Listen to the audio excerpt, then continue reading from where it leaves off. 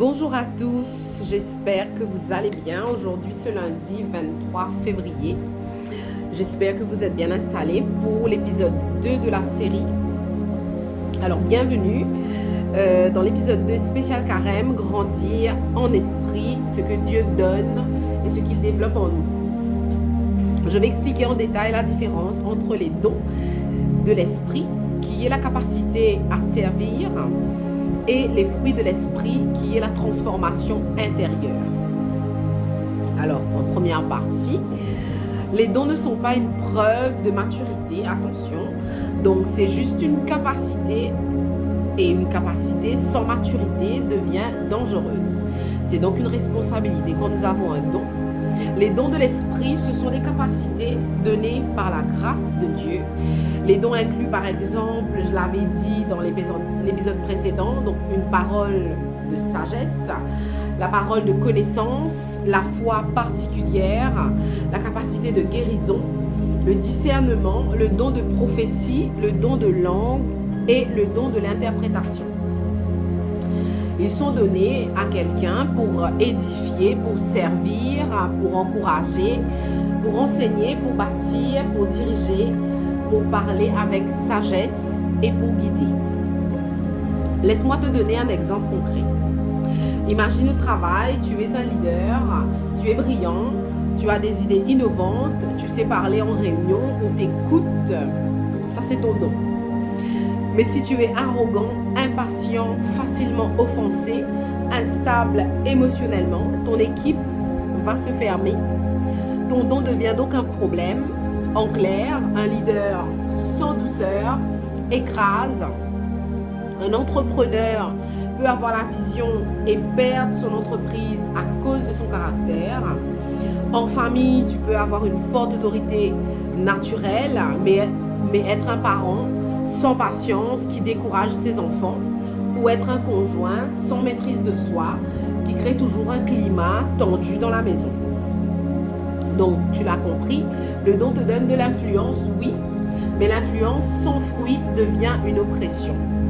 Un don peut être actif même si la personne manque de maturité, car le don est un outil et il ne remplace pas du tout le caractère. Donc, en simple, les dons attirent l'attention sur soi, mais les fruits soutiennent la mission que tu es amené à porter. J'espère que c'est clair. Maintenant, j'aborde la deuxième partie. Parlons maintenant des fruits de l'esprit. La transformation intérieure. Dieu peut donner un don rapidement, mais le fruit prend plus de temps. Ce qui fait qu'on ne développe pas un fruit par performance, mais il pousse par transformation. Je vous rappelle, les fruits de l'esprit sont l'amour, la joie, la paix, la patience, la bonté, la bienveillance, la fidélité, la douceur et la maîtrise de soi.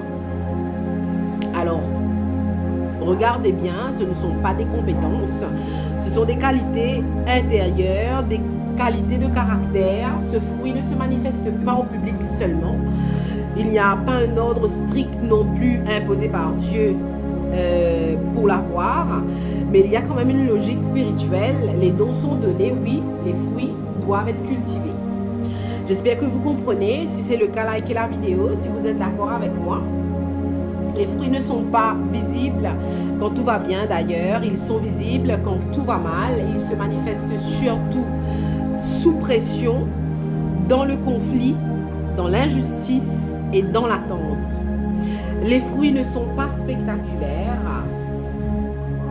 Je vais vous donner donc des exemples de vie au quotidien. Par exemple, tu lances ton projet ou tu travailles pour une entreprise, tu es vendeur, tu as des objectifs à atteindre, tout ça. Mais tu n'arrives pas à atteindre ton objectif, les ventes ne décollent pas dans ton entreprise, ce que tu as créé, ça ne fonctionne pas. On te critique même, un partenaire peut te trahir.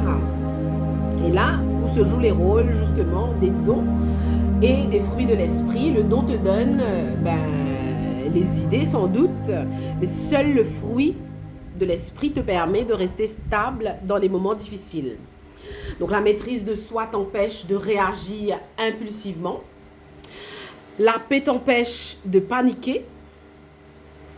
La patience t'empêche d'abandonner. Quand ton enfant fait une erreur, par exemple, la douceur construit sa confiance en lui au lieu de briser son estime. Quand ton conjoint est stressé, ta paix stabilise la maison. Le fruit, c'est ce qui crée un environnement sûr, peu importe où on est. C'est là que tu vois qui tu es vraiment. Si ce message te parle, alors laisse un commentaire pour me donner ton avis. Malheureusement, un parent sans patience devient blessant. Un prophète sans maîtrise de soi devient dangereux. Un docteur sans amour ou sans compassion, il soigne mal ses patients. Un avocat peut connaître la loi sans conscience, il l'utilise mal. Et sans éthique, il peut manipuler au lieu de défendre. Un enseignant sans passion peut devenir dur et briser ses élèves au lieu de les élever. Un leader sans paix devient instable. Et tout ça, c'est vraiment dommage.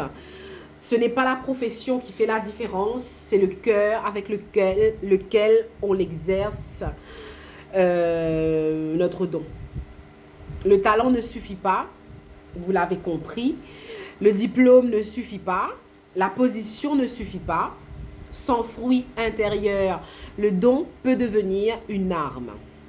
En conclusion, je dirais, alors je ne cherche pas uniquement les dons dans ma vie, donc je vous invite aussi à faire de même, parce que c'est quand même, ça coule de source. Et demande à Dieu de former ton caractère, car le fruit, c'est ta solidité quand personne n'applaudit. Abonnez-vous à mes pages sur mes plateformes pour suivre la série avec l'épisode 3 qui arrive demain à la même heure. J'expliquerai dans l'épisode 3, qui est le dernier épisode, pourquoi il faut d'abord les fruits avant les dons et pourquoi est-ce qu'il faut continuellement travailler son caractère, que ce soit durant le carême ou après les moments de carême. Voilà, c'était tout pour moi aujourd'hui. Je vous souhaite de recevoir ce message avec paix. Je vous souhaite un beau carême et je vous dis à demain pour le dernier épisode de la série spéciale carême. Bless. Merci d'avoir été là avec moi.